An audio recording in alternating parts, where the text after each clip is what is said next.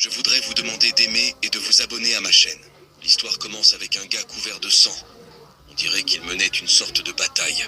Le nom du personnage principal est Han Kang-chi, et il protège son ami de quelqu'un de très puissant, à en juger par son état. Oui, il a combattu un monstre très gros et maléfique. Il avait même des griffes sur la poitrine. Le monstre a combattu Han Kang-chi et l'a nargué, le traitant de déchet. Il voulait l'écraser, mais Han n'a pas abandonné, et s'est levé encore et encore.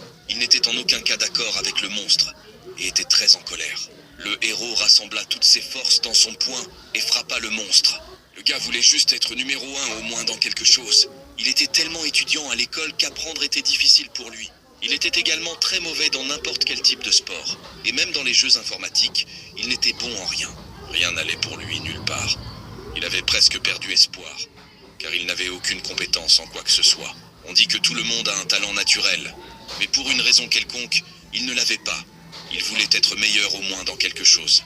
Alors que Kan quittait l'école, quelqu'un l'a soudainement appelé dans la rue. Il a été appelé par 2 voyous. À première vue, ils semblaient plutôt gentils.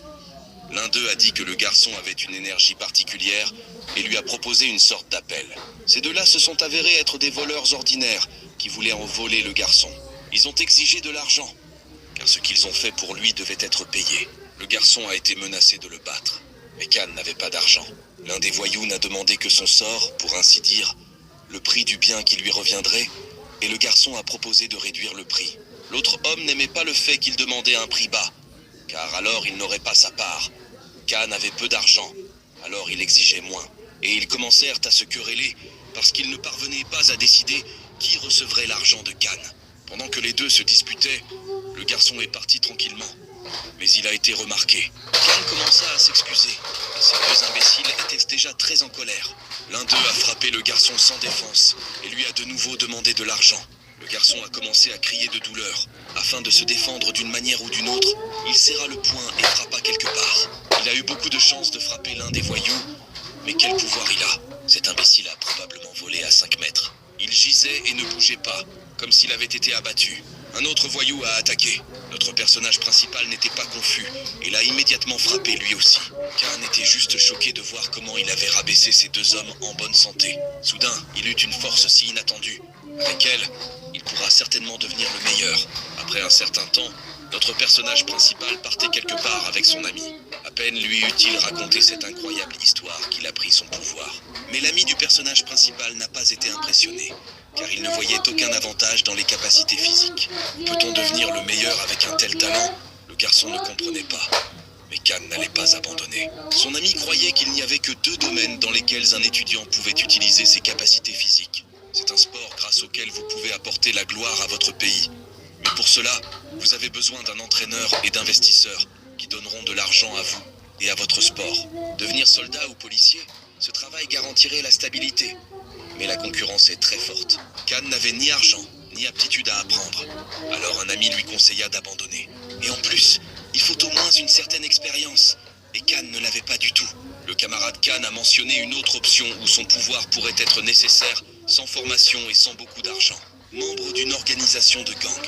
Il faudra servir le patron de l'organisation et exécuter toutes ses commandes. Le patron a été surpris lorsqu'il a vu Kan dans son organisation, car il était encore écolier, mais il avait déjà décidé de devenir le numéro 1 dans le monde des gangsters. Alors il a rejoint leur organisation. Le patron a demandé au garçon s'il était prêt pour ce travail, car ils enfreignent la loi, tuent et font beaucoup de choses illégales. Dans la cour devant le bâtiment se trouvaient les policiers venus arrêter le chef de l'organisation. Et ils ne pouvaient pas oser entrer dans le bâtiment parce que cette organisation était la plus influente et qu'ils ne pouvaient pas être attrapés si facilement. Mais vous ne pouvez pas facilement leur pardonner toutes leurs mauvaises actions. Et ils ont osé entrer. Ils étaient déjà entrés et s'étaient beau préparés au pire, mais ils ont été surpris. Le chef du gang et tous ses subordonnés gisaient, battus à terre. C'était une journée ensoleillée. Notre héros est venu dans un parc où fleurissaient les sakuras. Le parc était comme une île vivante parmi tous les gratte-ciel qui l'entouraient. Le garçon est venu rencontrer quelqu'un. Il s'assit sur le banc, fit signe qu'il était venu et attendit patiemment. Soudain, un homme a sauté des buissons près du banc où il était assis. Il a appelé le garçon mon bébé. C'était donc l'homme que le garçon attendait. Il ressemblait à un sans-abri, mais en même temps, il était très beau. L'homme salua Khan et lui demanda ce qui s'était passé. Khan voulait que l'homme l'envoie à l'académie, et l'homme a juste ri parce qu'il n'avait rien. Pas d'argent, pas de capacité, et il ne savait même pas ce qu'étaient les capacités ni comment les utiliser. Il semble que ces deux belles dames ont remarqué ce bel homme, et ont été simplement fascinées par sa beauté. L'homme n'a pas été impressionné, car il était déjà habitué à une telle réaction de la part des gens. Comme il était sans abri, ces dames lui ont donné de l'argent. Il semblerait qu'elles étaient aussi des connaissances. L'homme s'est avéré être le père du personnage principal. Et il savait que son fils voulait devenir le meilleur dans quelque chose, même s'il avait eu une telle chance de le faire dans ses études. Le père pensait déjà que son fils avait décidé de donner à trouver son talent. Mais cet ami de Khan qui lui a donné des conseils concernant son talent, a déclaré que le talent lui-même manquerait de la chose la plus importante, l'expérience. Et Khan n'en avait pas. Au début, son père lui a proposé de manger quelque chose de sucré pour qu'il ne veuille pas aller à l'académie. Mais Han a insisté. Son père a quand même dit que le talent est une chose très précieuse, qui n'est donnée qu'une fois dans sa vie, et qui doit être hautement appréciée. Estimée. Son père était très fier de sa beauté, et c'est pourquoi, ayant un si beau visage, il vivait mieux parmi les sans-abri. Il pensait que tout le monde enviait sa beauté sans précédent. Soudain, non loin du père et du fils, deux hommes très en colère, vêtus de costumes coûteux, apparurent à l'horizon. Ils cherchaient du quelqu'un qui leur prenait leur argent. Khan était sur le point de partir, mais son père l'a arrêté et lui a remis une lettre. Le garçon lui a dit de jeter ses propres déchets. Mais ce n'était pas des déchets. C'était un cadeau de son père pour son fils. S'il se rend à l'endroit écrit sur la lettre, il pourra certainement trouver quelqu'un qui l'aidera avec son pouvoir. Mais comment papa connaissait-il sa force? Il n'a pas vraiment répondu. Il a plutôt raconté quelques secrets et s'est enfui après lui avoir souhaité bonne chance. Le gaz était juste choqué par ce qui était écrit dans la lettre. Il disait qu'ils avaient juste besoin d'une personne avec de la force pour travailler comme héros stagiaire. Khan ne pouvait pas y croire, car il était sûr qu'il avait besoin d'expérience ou d'éducation. Mais il semble ce père lui a trouvé l'option dont il avait besoin. Han ne pouvait pas attendre de réaliser son rêve. Alors il s'est immédiatement mis au travail et est allé trouver un moyen d'y parvenir. Khan suivit la carte et atteignit finalement le lieu de son nouveau travail. Il se tenait devant l'entrée du bâtiment sur le point d'y entrer. Lorsque le garçon est déjà entré dans le bâtiment, il s'est avéré qu'il n'était pas le seul à occuper ce poste en héros. Un autre gars a vérifié la carte pour voir s'il était au bon endroit, parce que l'endroit n'avait pas l'air bien. Il pensait que s'il s'agissait d'une entreprise qui embauche des gens, alors elle serait dans un meilleur endroit, et pas seulement dans un immeuble. Il n'y est probablement pas venu après tout. Il a vu le panneau et était sûr que son nouveau travail était ici. Sur l'enseigne figurait le nom de l'entreprise et le bureau où elle se trouvait. Le gars a failli l'accepter et est entré dans le bâtiment, car il fallait au moins vérifier ce travail. L'ascenseur dans lequel il se trouvait était tout simplement plein de monde. De plus, il ne se taisait pas, mais se parlait tout le temps, pendant tout l'ascenseur. Finalement, tout le monde est parti, et l'endroit est immédiatement devenu plus calme et plus spacieux. Alors qu'il se tenait dans l'ascenseur, le garçon s'est rendu compte qu'une entreprise avec des exigences aussi faibles en termes d'employés ne pouvait travailler nulle part sauf dans des zones aussi pauvres que celle-ci. Han Dae-yeon a accepté ce travail parce que c'était le seul où ses papiers étaient acceptés.